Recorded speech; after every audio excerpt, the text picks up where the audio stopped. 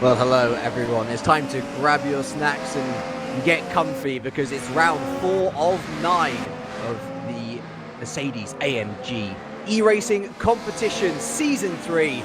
And today we head to a very interesting track indeed, the shortest on our calendar. But before we delve into the details, it's time to introduce ourselves. My name is James Kirk, and alongside me, as always, is Mr. Robert Wiesenmuller. And Rob, today we head to the Norris Ring, one of the deadliest tracks on the calendar, some would say. It's also the shortest, so not much to remember, but at the same time, plenty to remember. Hello everyone, hello James. Yes, it's going to be the closest race of the season, the Norris Ring, a true classic, located in Nürnberg in Germany, the only street circuit we have on the calendar, and the shortest circuit by far, and we will see the closest times in the qualifying session, that's for sure. Yeah, let's take a look at the calendar actually in general. Of course, heading to the Norris Ring today. 1995 cars, by the way, if you haven't been tuning in recently, or for the last 3 rounds now. We're taking a tour through history, and so today we're using the 1995 Mercedes C-Class. Before that it was the Mercedes Evo 2, and today's actually going to be the last time that we use the 1995 car around this short track, of which it's round 4 of 9, Rob, of course. And we're going to be heading into 2003 when we head to Zandvoort. It's crazy to think that we're almost halfway through this calendar already. But the Norris Ring providing us with one of the more interesting challenges, as you say, the only street circuit on the calendar. And it also happens to be one of the tightest street circuits in the world. Yeah, the walls are very, very close here. And as you mentioned, we're driving with the C-Class from 1995. And from the next round on, we'll move a little bit into the future. Still the past for us, of course, with the CLK from 2003. Bernd Schneider won both championships, both in 95 and in 2003. So it will be interesting how the drivers will adapt to the new car once we head to the next round in Zandvoort, for which the qualifier is already open, by the way. And so if you're interested in taking your claim to join us on the eRacing broadcasts, then have a go. You never know what might happen. And actually, speaking of Schneider, Rob, if I remember correctly, didn't he win race 2 in these cars in 1995? Yes, he actually did. He won the second race. It was a huge accident back in 95 when they raced here by Jan Magnussen, who drove one of the dark brown, almost black looking Mercedes, like the one that we see here. Crashed in the first corner, actually broke his leg. Jan Magnussen, of course, the father of Kevin Magnussen, who's driving in Formula 1 this year. So history always catches us back up again. Yeah, for the driver in that particular car, Danny Sharanku, I certainly hope that he's not involved in a big accident. We wouldn't want history to repeat itself in that way, but actually let's take a little look then at the drivers who are going to be staking their claim to try and take win. It's been such an open championship so far, Rob. There's been 3 race winners, of which we've got 2 of them with us here today. Of course, we've got championship leader Julian Kunze there in the number 18. We've got one of the surprise packages of the season, Andika Rama Maulana, in the number 2, the Indonesian, with a real breakthrough campaign. Hardly any of us had heard of him before, and yet here he was. But 2 names on this list are not going to be with us today, and one of those is indeed the last race winner. In fact, the most recent race winner from when we went racing last time in the Hungaroring. Tim Heinemann, the Season 1 and Season 2 eRacing competition champion, and his good friend Wilhelm Weyrich. They are both not participating today, so for a number of the drivers, that's going to be 2 big names that they can check off the list in regards to people who will have to try and beat to get points or a podium. Yes, and Heinemann and Weyrich are both testing for the VLN, for the German Endurance Championship, on the Nürburgring, so they are testing a real race car, and I guess this really shows how how close it is these days, from sim racing to real racing, that you can really find your way into a real race car with your successes in sim racing. And Tim Heinemann, a little bit of a controversial figure, but very fast and 2-time champion of this competition, of course. Yeah, there's an understatement and a half, isn't it? Actually, welcome back Emre Cihan. We haven't seen him in a while, the Turkish driver. And Jaka Suwoyo is the Indonesian teammate, stablemate of Andika Rama Maulana. So great to see more of an Asian influence on this championship, of which, let's head on over to the standings, Rob, and confirm just how far ahead Kunter is at this moment in time. 14 points between the Ronix Gaming driver and Rama Marlana and Sigi Rebenak, both on the same amount of points, 38. The reason why Rama Marlana is ahead is, of course, because he has taken a race win, whereas Rebenak has not. And that's an interesting point that we're going to touch on in a little bit, Rob. Of course, Andre Santos taking his first podium since 2016 last time out in Hungary. There was a great piece of work there. And of course, in terms of the live finale, you might remember from Season 2, there were 6 drivers who were able to get in from league play.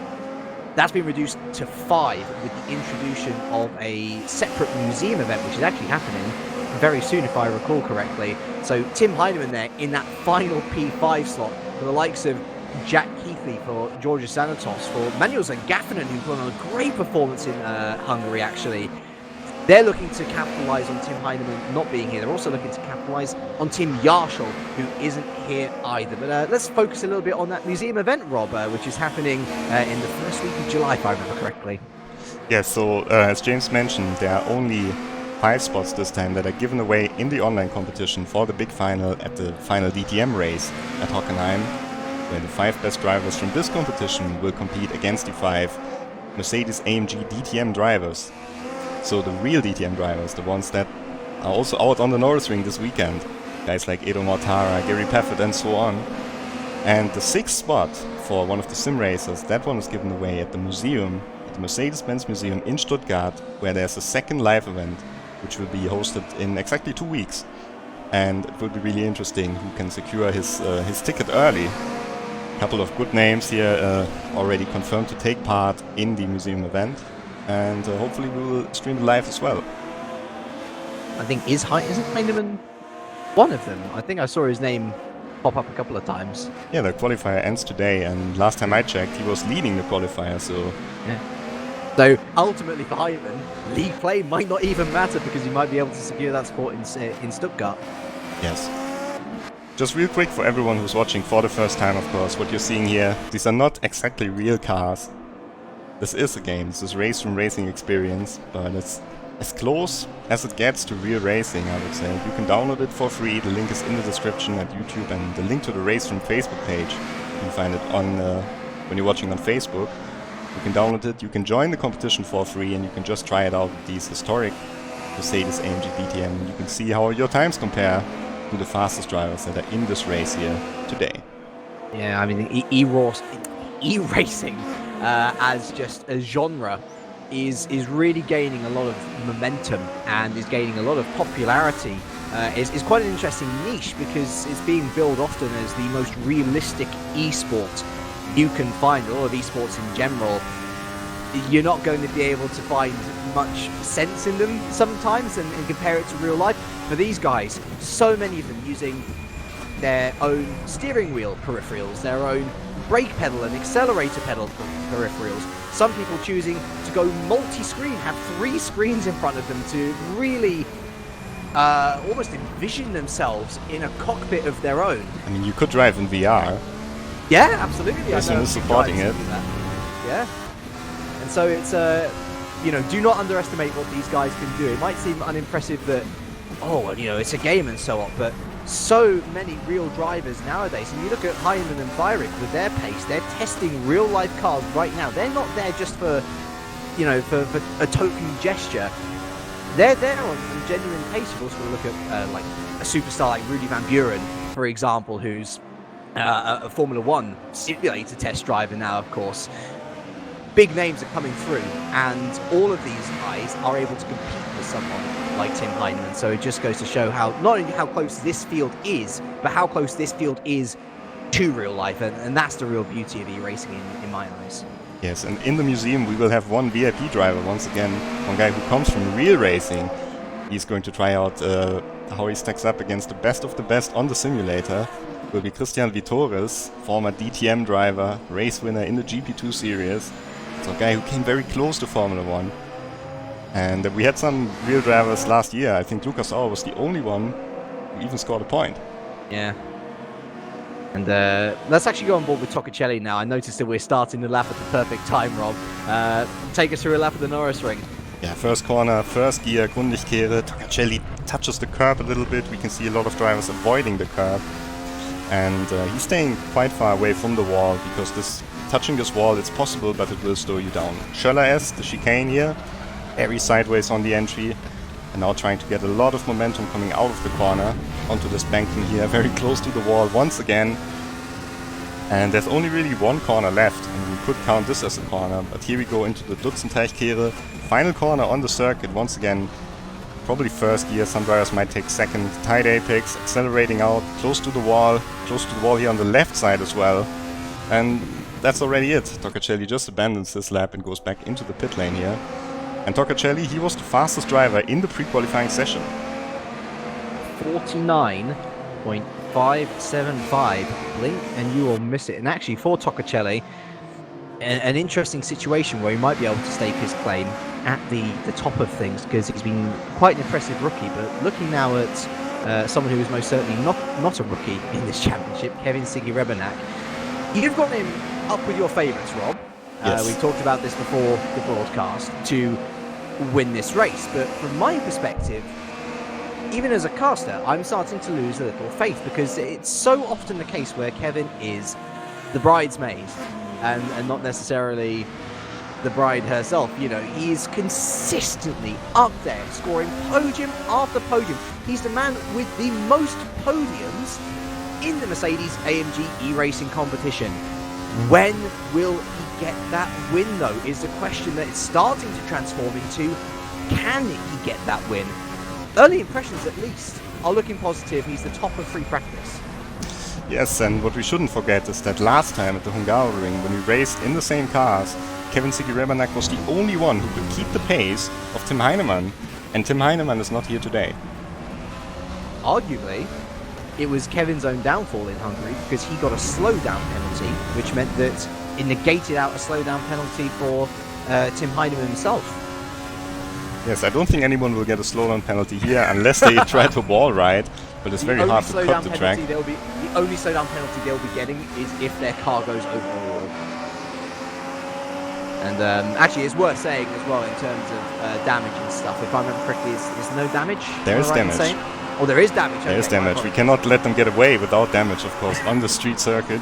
Although it must be said, if you just clip the walls a little bit, then you will get away with it, because it was also kind of common back in 95 that these drivers were driving extremely aggressively, and these cars weren't quite as fragile. You can see how close he goes to the wall. Let's check the camera on the other side here. Once again, we will see how close he can go to the wall, and you can see the skid marks on the wall there already. So yeah, he wouldn't be the first one to touch the wall. It's terrifying. I would not want to be one of those cameras. Just over a minute of free practice left, by the way. You can look at that timing tower, Rob. Everyone within 4/10. Now, okay, given that's kind of expected, given that this is a sub 50-second lap for a lot of the drivers. But even in that regard, only 4/10 between the two as they're practicing racing going into turn 2. I know it seems weird. The curve before that is turn 1. We'll glaze over that. I'm just looking at the official track map. But a lot of people in this early session already, they've got their pace. They've locked it down as Jack Keithley goes to the top by 9,000ths of a second. He's still pushing. But smart from a lot of these drivers to practice racing as well. They do not want to be one of the unlucky victims in a first corner pileup. No, I think on this track it might be best to start first or to start last, because we've always seen big pileups, even in real racing on the circuit, because it's so tight. Oh, and there's a pileup already in the practice session. Julian Kunze, the championship leader, just goes into the car. I think it was then Gaffinen who spun there. As we're heading into the qualifying session now, and the qualifying session, 10-minute session, exactly 10 minutes. You cannot finish your lap after the timer hits 0, and then afterwards we have got a race coming up. 20 minutes, no formation lap, no warm-up, straight into the race, and that's all that counts. And look at all these cars. Oh, and someone's there's a pile up in the pit lane. Oh, and I think everyone's lucky that you can escape here. Yeah. These drivers, they are very eager to get out. Well, track position is so important, isn't it? And well, I was going to say actually you can escape on track. So you might be familiar with a few championships that say you've got to return back to the pits before you can escape. In here, given that we are 10 minutes and then you're done, you can't even complete your final lap if you're on one. We're allowing that you can indeed escape out to the pits. And look at this flurry of drivers. Nobody bothering to slow down to try and make their own space. They know that they've got a limited amount of attempts to just try and get a time on the board. Andre Santos, he's the first car out on the track, and let's see how close he can go to the miracle time from Davide Toccacelli that he set very early on in the pre-qualifying as well, that no one could beat for several weeks. Into and two then, the Grunde Kerner. A little bit spiky on exit there. Got to be oh so careful, especially since you're going into the lower gears and then into the famous Schuller S. We may very well see some overtaking into the Schuller S, maybe even on exit, but I think it's going to rely on excellent exits from turn 2. We're now heading down the back straight through another non-existent corner, but it is turn 6, and into the penultimate corner, turn 7. And before we head on to the back straight with this final curve, turn 8. And let's see what sort of pace Andre Santos is going to be setting at the Norris Ring. It is a 50.0, which is being easily beaten by provisional pole sitter Jack Keithley on a 49.878, which is still 0.3 off Toccacelli's time, and Dika Rama Maulana instantly deposing in by half a tenth. Time's a little bit slower than they could be, and I think we will see a lot of position changes here in this short qualifying session. Kevin Sigi-Rebanak, there he goes onto provisional pole, first one in the 49.7s. Worth mentioning as well, actually, that there are only 3 men who have taken a pole position in the eRacing competition's history. Tim Heinemann, who's not here today, Jack Keithley, who is the all-time pole leader with 7, and of course Julian Kunze, who took his first ever pole position in the first round of the season, of course, at Hockenheimring. So for a lot of these drivers, like your Rebanaks, Maulanas, your Santoses, a chance to stake their claim in the pole position rankings, though we can't count out Jack Keithley. There's a reason why he's got the most pole positions in the competition's history. Toccacelli into 7th, and a lot of drivers consider him to be one of the favorites here to actually take the pole position and even take the race win. Ooh. One of the Zengaffenen. It's Julian Zengaffenen. Was it Julian's in that? Julian in the yellow car, Manuel in the red one, so you can tell them apart, but you can't tell them apart on the timing screen. These two are brothers. That is it's kind of a shame that we don't have a Ralf Schumacher, Michael Schumacher-esque timing beam, because it would be just good to have a JZN or an MZN. For now, we'll try and deal with it as best we can, but a purple first sector for the Austro-Slovenian Kevin Sigi-Rebanak. A not so great middle sector, but actually in the grand things, that's not terrible for a lap. Kunze there going up into P7, the laps continuing to tumble. And let's see whether Kevin Sigi-Rebanak is going to beat his own time. Manuel Zangaffinen up there into P4. Can he better his own time? Comes across the timing beam, and it is a better 49.676. That's only a tenth off Toccacelli's pre-qualifying time. That's a very nice time. That's about the times that the drivers were hitting in the practice mode. So maybe it's going to be the first pole position for Kevin Sigi-Rebanak. Maybe. And like you say, pole position is by far and away the best place to start in this particular round of the competition. As we're looking at Julian Kunze now. What does Julian Kunze have to do here, Rob? He's leading by 14 points. And even then, we know that people will want to win in season, to win in league play. That's, you know, it's the natural reaction of any competitor. They want to win the championship. But for Kunze, is it just a case of just scoring more consistent points? Because all he's really got to worry about is qualifying for that live final, which is the top 5 that qualify, not the top 1. Yeah, but last time, in the last year, Kunze drove here and he didn't score any points. So this track might give him some nightmares, and he really wants to stay out of trouble. And currently in 10th position, that's right in the danger zone. Well, considering that there's only 16 drivers here as well. Of course, if you're new here, the point structure goes down from 1st to 10th, so more than half the field in any race is going to be scoring points. But it's still difficult to get there after seeing how close the field is. Manuel Zangaffinen and actually Maulana going into P2 there. and Manuel Zangaffinen unable to depose his brother. I tell you what, this is a proper renaissance for the Zangaffinens. We saw them with a lot of potential in Season 2, Rob. Often unfulfilled, they were bit part point scorers. Here they are, looking to seriously challenge for podiums. Manuel for 2 weeks in a row. Yes, great performance from them, and I think they will be kicking themselves. They weren't driving when the season started on the DTM 92 cars. Yeah. Oh, Maulana taking a very, very wide line here, trying to get a run for the next lap. As Michael Rechel goes into 4th position, wow. I've been having a good chat with Michael, actually, over the last couple of weeks or so. He's been very excited to be here, very excited to score some points. I tell you what, he'll be delighted with P4 and splitting the Zangaffinen brothers now as we quickly head towards 3.5 minutes left of this session. Let's see who's really struggling.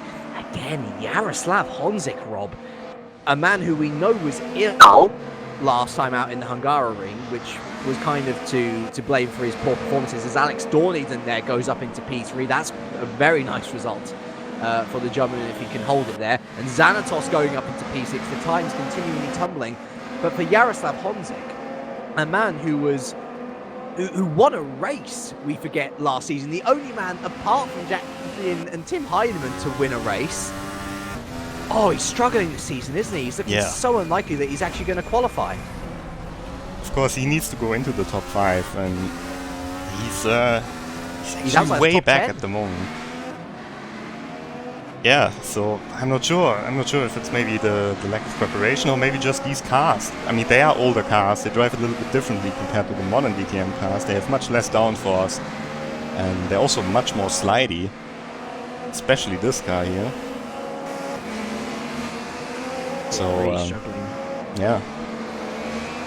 Not pushing as hard as a lot of these other drivers. He's missing a lot of the walls. Maybe it's a street circuit to blame as well. He certainly didn't qualify last time out, although Andika Ramamalana, he's looking to qualify first. I noticed Jack Keithley going up into P5, but for Malana, he wants something a little bit better than that into the final corner, clipping the apex really nicely as well. The Indonesian, I don't really think we can call him a surprise package anymore. He has proven that he has the mettle to fight with the top brass in this championship. Can he take pole position away from Kevin Rebenak? No, he cannot. The final sector, which I thought was so good, Rob, it turned out it wasn't so great. And I think Sigi Rebenak really did a very nice final sector. And it was the same in the pre-qualifying when Tocacelli did this lap. It was all in the final sector, where you can gain or lose a lot of time. But look at where Tocacelli is now. Yeah. P9, I mean, that's a huge surprise for the pre-qualifying winner. Tocacelli only 9th. Santos and Kunze 10th and 11th, the two Euronics Gaming drivers. Yeah. Absolutely nowhere. Let's see if Kunze can improve on this lap. It looks like he went a little bit deep, actually, into turn 7 there. Heading flat through turn 8. And you can see how much this means to him. He's going close to the wall. Is this going to be an improvement for our championship leader? Yes, it is. That's a lot better. P5. Nice time, and I think now he's in a much safer position as well for this race. Also looking here at Emre Cihan, he's a new driver, at least for this season. He was in a couple of races last season. 13th place, he was 2nd in pre-qualifying, so it must be quite disappointing for him. He's on a personal best, but it doesn't look like that he can really challenge for the top positions here in the qualifying session. It's been a while since we've seen him, another bit part point scorer. Last time out, only 30 seconds remaining, by the way, so you're going to be seeing Emre's last lap here. And actually, is he 2 seconds off there, I see? No, I think he's just 2/10 off.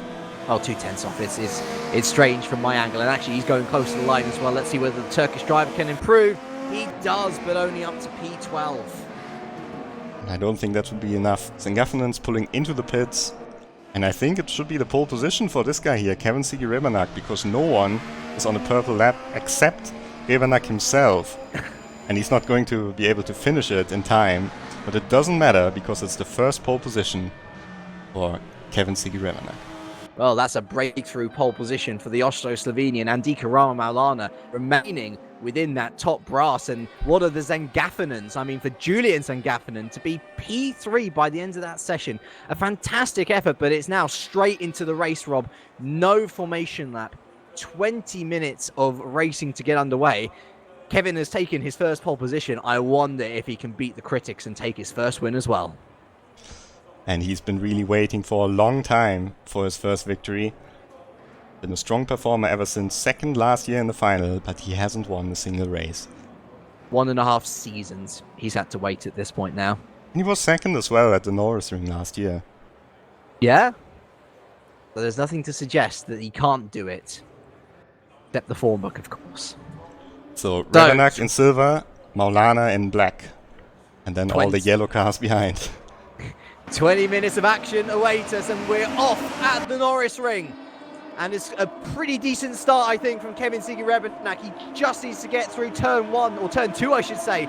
Scathed, I'm sure every other driver's going to be wanting that, as well as they pile down into turn 2. And it looks like everyone's gone through okay. The yellow car's almost like a swarming beehive on the back of the front two.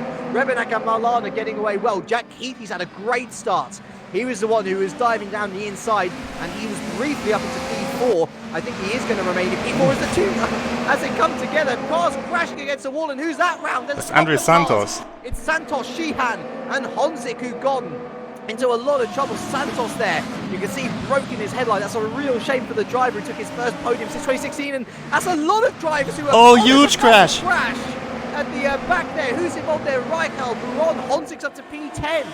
And Dornington in all of that's in P3, so I wonder whether it was one of the Zengaffinans who caused that massive issue at the end of lap 1, Rob, though. It's Revenak ahead of Maulana, Dornington, Keithley, Kunze, Tocacelli, Zengaffinen, and look at Sarangu here, who was in P9. I think he is going to go ahead into P8, though, because it's Julian Zengaffinen, isn't it? Yeah, so it must have been him who started that contact. He's now down to P9. Jaroslav Honzik in the top 10. I think he's going to be thanking his lucky stars he avoided all that.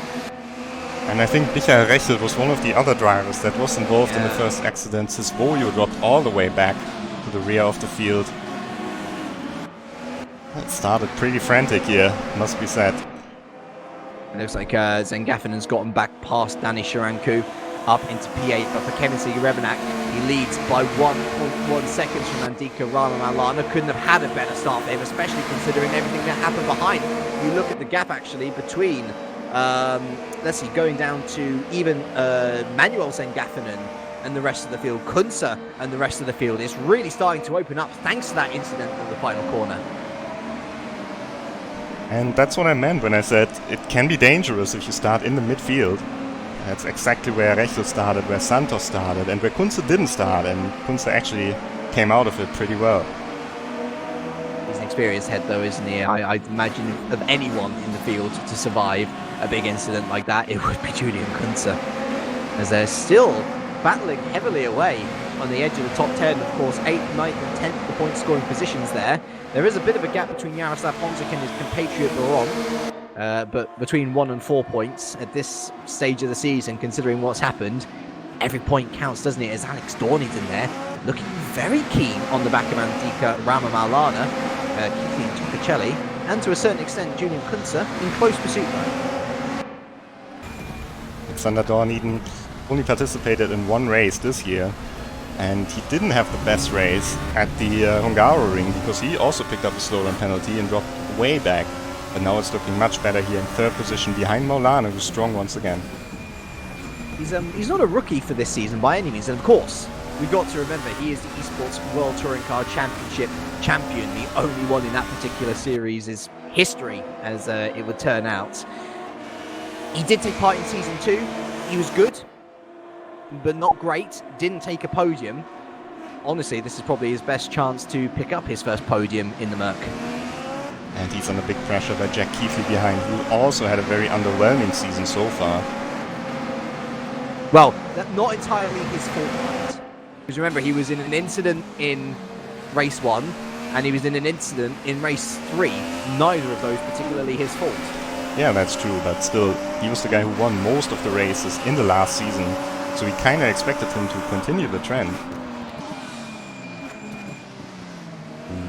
Keithley late on the brakes, Keithley driving the car with the red little stripes there on the windshield, the yellow car, so you can tell him and Dorniden apart. Dorniden, he's pulling away, coming out of the corner here. I noticed Andre Santos actually moving up into P11, so I wonder whether he's going to be a threat. For actually, yes, he is going to. We're looking back at Santos, aren't we? I think, is he a second behind Honzik? We're on board with Santos now. Yeah. And that's Buron going up the inside. Bit of contact, but I think Buron had the corner there. They prefer. And look at Shiranku, he's just lost a position to Yaroslav Honzik there, who's moved up into P9. Shiranku looking to score his first point of the season. And he is still there, but for Yaroslav Honzik, he gets a little bit loose on exit. I think he needs to get past Julian Zengaffinen at this point, because he needs as many points as he can get. I was going to say, though, it's important for Andre Santos, because he's currently P4 in the driver's standing, Robin, with Keithley in a good point-scoring position. It might bring him ever closer getting out of that top 5. I mean, Manuel Zengaffinen as well scoring a good amount of points. You can see Santos picked up some damage here. Let's see if it actually slows him down a little bit, but he should maybe be a little bit faster, or at least more experienced than the drivers surrounding him. Oh, 3 wide, that's not gonna work. Just about. They just about got out and away with it, isn't he? We've got the better part of 15 minutes left of this race as well, Rob, and it shows no sign of letting up. But the battles are especially in the midfield, because at the front of the field, Kevin Sigi-Rebanak has really gapped the field. We're looking back here from his rear wing, and we can see almost no one. Just there in the background, the car of Andika Rama Maulana. That's quite a big gap. He just needs to control the pace at this point, doesn't he? And more crucially, don't hit the wall. Because actually, what's kind of helping him, Rob, I notice, is that Dorniden and Keithley, they're still keeping a very big watching brief, although I think Keithley, looking at this camera angle now, he's kind of broken away because he's got his stablemate, fellow ACR Zaxpeed driver, Davide Toccacelli, in close pursuit. And so, thankfully for Rebanak, Maulana is still being kept honest by Dorniden. I think he kind of hopes that it'll stay that way. Toccacelli going past Keithley. Moves up the inside, yes. Did Keithley just outbrake himself, or did he let himself through? I think Keithley might have let him through. We'll see now when we look if Keithley is attacking once again into the first corner. But as some people mentioned before, Toccacelli has a very strong pace here on the circuit, and maybe Keithley is thinking that Toccacelli's chances are a little bit better of catching the guys ahead of him. Perhaps. I mean, my one argument against that, though, Rob, is that as much as they are our teammates in the wider context of things, there's Raquel and Buron there going into combat, which has allowed Santos to break very much free from this battle.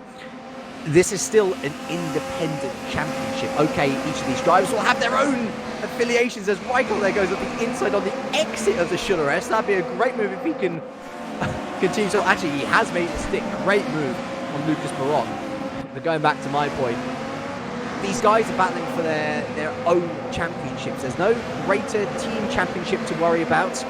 But shouldn't Keithley defend that harder? Well, maybe Keithley, maybe he's not thinking about the championship. Maybe he's just thinking about this race. And you can see Toccacelli is closing in on Dorniden. And also behind Keithley, Kunze is getting a little bit bigger. So maybe Keithley really wants to take the battle to the cars ahead of him and not to the cars behind him. And so it might be a smarter move to let Toccacelli have a chance here. Let him have a go at Dorniden for the final podium place. And maybe if he attacks Dorniden, Keithley can sneak through. Is it important to have a good pace setter then at the front of the train? Because Maulana seems to be gaining more carriages by the lap. Yeah, Maulana is really picking up the pace here. I think he's closing in a little bit on Rebanak as well. It's dragging everyone along. This train going all the way back to Manuel Zengaffinen in P7.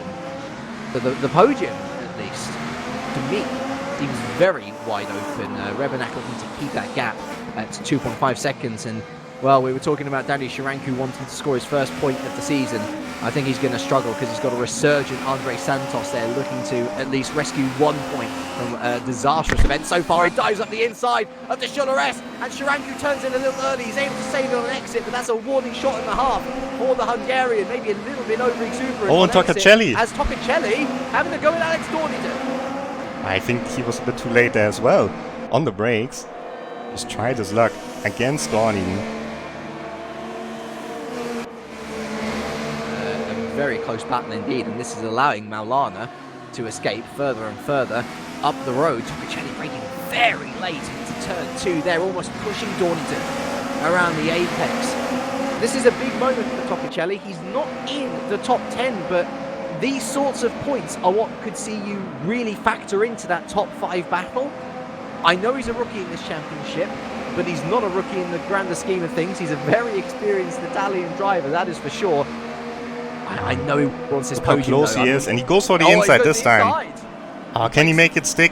Dawn Eden gets the undercut there. Nice move by Dawn Eden. That's clever driving from both of the drivers. Very clean, very nice. I was going to say, Rob, he's Italian. Of course he wants the position. Going into the slipstream now. I wonder whether he's going to go for a dive into turn 2 here. He's got a nice little bit of overspeed, and Dornington there on the inside. It's a bit of a deceiving curve, that one, although Toccacelli still dives on the inside. And has he got him? You bet he has. That's a great late move from Toccacelli, despite the fact that the corner comes in on itself, meaning that it's a shorter run to the line for someone on the outside. Toccacelli didn't care. He just broke a little bit later, and he's taken the podium. And that really bunched up Keithley, Kunze and Zangaffenen behind. Now, what can Alex Dornington do in response? Is he going to try up the inside of turn 7 here? No, he's going to be a little bit more considered. I reckon he's going to be looking at turn 2 as a potential response point. But like you say, Rob, now this is where Jack Keithley really starts to factor in, because he's going to be wanting to attack for that P4 himself. And actually, maybe this was the plan all along, like you were saying. Allow Toccacelli to attack. His first attack has been successful, but now he's got to defend. Oh, Zangaffenen in the background, looking a little bit, and Dawn Eden also looking a little bit here on the exit. There's just no way through at the moment. Shuttle rest, there's going to be no opportunity. Is Shiranku and Santos there, very close as well for the final point position. It's one that we don't want to take our eyes off, though, this battle for P3. And looking at the ball with the back of this train now, Manuel Zangaffenen, he's got a 5-second gap over his brother at this point. Ooh, Kunze! That's Kunze round! And did he just tap the back of Jack Keithley, I wonder? He's going to allow Zangaffenen through, he's going to allow Honzik through. Thankfully, there's another big gap before Danny Shiranku comes around the final corner. But, well, we haven't seen mistakes from Julian Kunze often this season, if at all. And it's once again at the Norris ring. Yeah. Thankfully, he's still in the point-scoring positions. Thankfully, Shiranku and Santos behind him are still battling. But actually, Santos into the back of Shiranku, and you can see Santos there waiting, actually. He doesn't want to take a position like this, of course. I kind of half missed that because I was looking at the points table, because actually, if points remain as they are, Rob, Kevin Siggy Rebenak takes the lead of the championship. And Rebenak has been absolutely dominant in this race. I think Toccacelli and Dornington, they've been doing a little favor to Rebenak and Maulana at the front of the field. But yeah, Kevin Siggy Rebenak just cruising away at the front. 3.2 seconds clear now, and with 7 minutes to go, it is looking very good indeed for the Austro-Slovenian, though let's not count our chickens, because inevitably the egg may very well hatch into something that's not quite expected. Davide Toccacelli as well, to be fair, ever since taking that 3rd position, he has been impervious. He's pulled away very nicely from Dornington behind. Danny Shiranku still trying to hold on to this P10. Is very... Oh, and a bit of contact there from Santos as well. I was going to say it's a little bit of a close shave, lap upon lap, as the two continually go into contact. But I'll say this much, for Shiranku, it's a spirited defence. Yeah, he's doing a great job, and he really wants his first point. He's been qualified for every single race of the season, but he hasn't scored the point yet. It's very unlucky in the races, but also doesn't quite have the same racing experience, I think, as a lot of the drivers that he's up against here in this grid. Not at the top level, anyway. He's actually a karting coach, if I remember correctly. So he certainly knows how to drive. It's just a case of translating that into points now.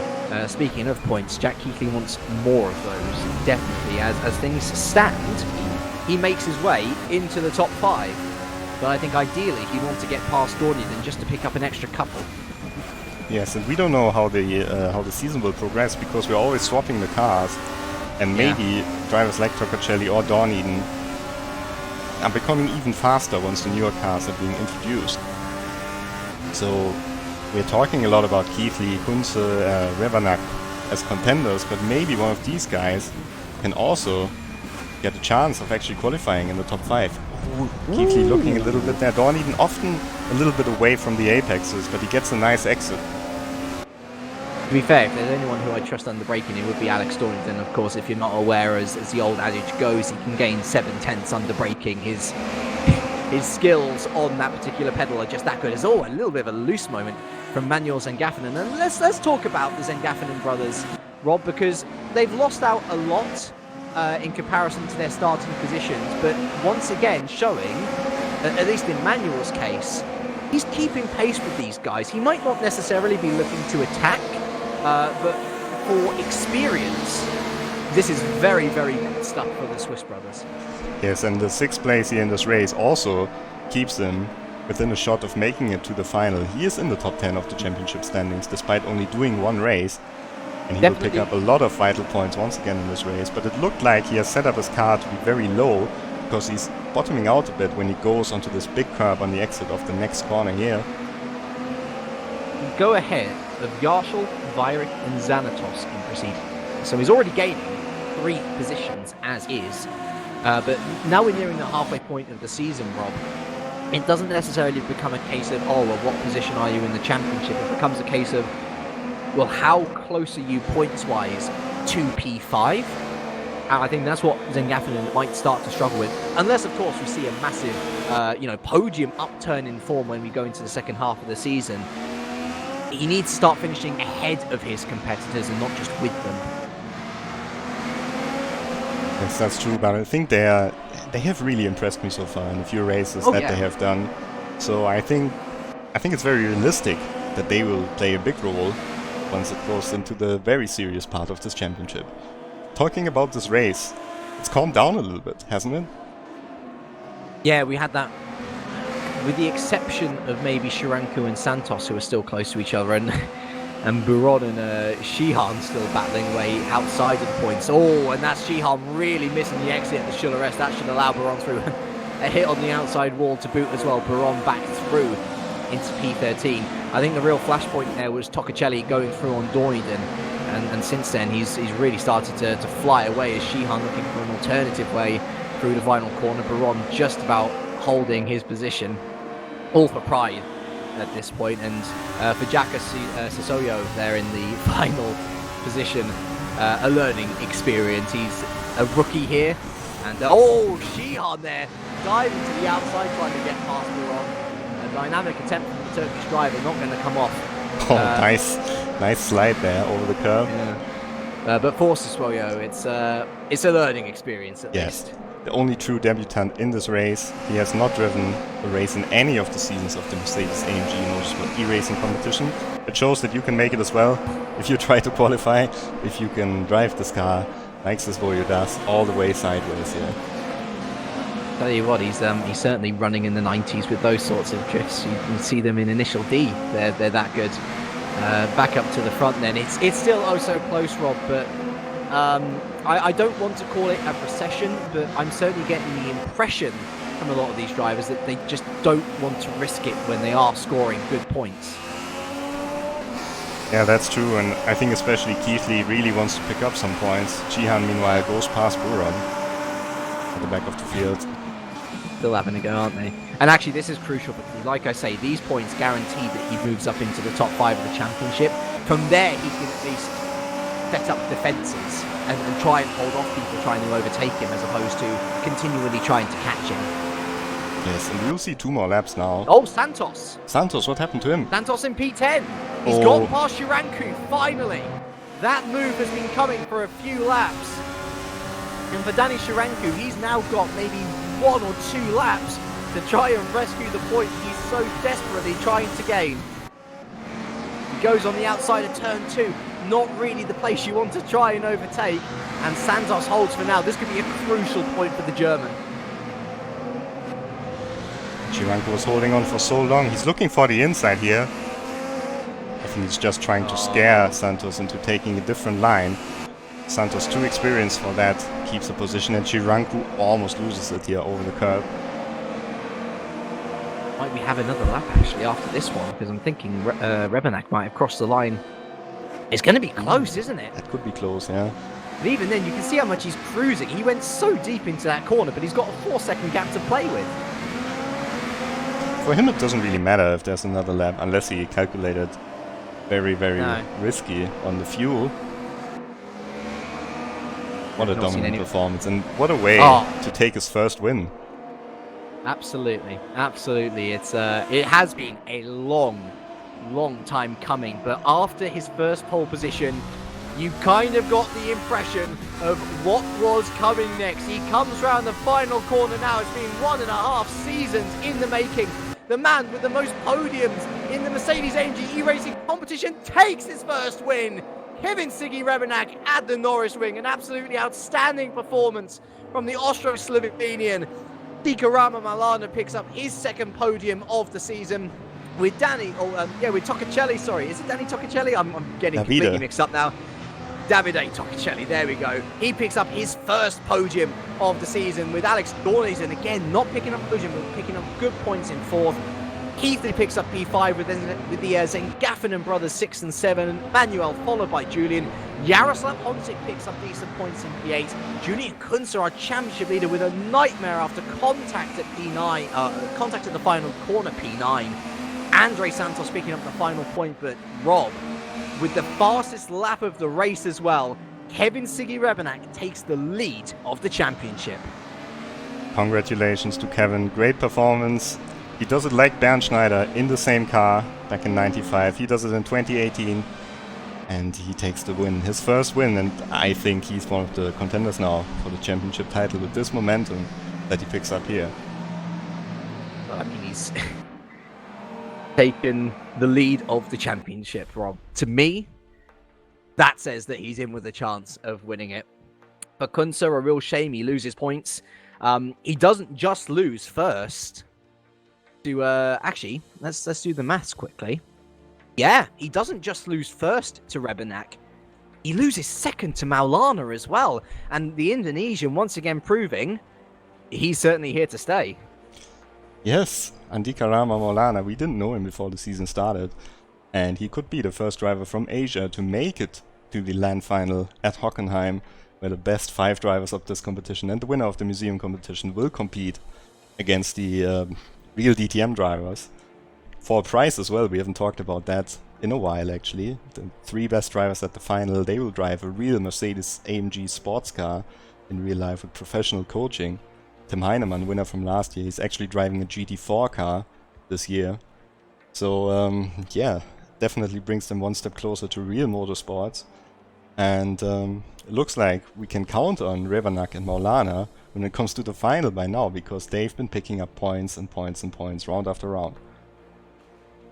And the fight for that prize continues in 2 different ways over the next 3 weeks. First of all, keep an eye on the Mercedes-Benz social media feeds for information on the museum event being held at the Mercedes Museum live in Stuttgart. Maybe you will have a chance to qualify that way. Of course, you'll have to try and beat double champion Tim Heidemann as well. It's sure to be a very interesting event on that side of things. And then in 3 weeks' time, we are back to league play. We're heading into the millennium. It's 2003 with the Mercedes CLK, Rob. And we're heading to Zandvoort, a very different track indeed to the Norris Ring. Fast and flowing. But one similarity it does have, it's very difficult to overtake. So perhaps qualifying will be a mightily important part of that evening as well. Yes, you can, if you follow the link to RaceRoom in the description on Facebook or on YouTube, you can join the competition for free. You can try to qualify for Zandvoort, or you can at least have a little go in these cars. They're very fun to drive, the 2003 cars, a lot more downforce than the 95 cars that we just saw. And look at the tracks that are coming up in the season. Lots of different, also some very difficult circuits, like Brands Hatch. My home circuit, that. Then Monza, all about high speed, of course. The Nürburgring and Red Bull Ring for the final round of the online season, before we head to Hockenheim once again for the LAN final. Oh, there is so much to look forward to as we head into the second part of the season. And whether you're choosing to take part as a competitor, or whether you're going to be joining us here on the broadcast here again as a viewer, we certainly hope that you do join us, because there's plenty to look forward to. Time to wrap things up then. Thank you all very much for joining us here at Virtual Norris Ring. He's been Robert Wiesenmuller. I've been James Kirk. And from all of us here at the Mercedes-AMG eRacing competition, it is a very warm goodbye.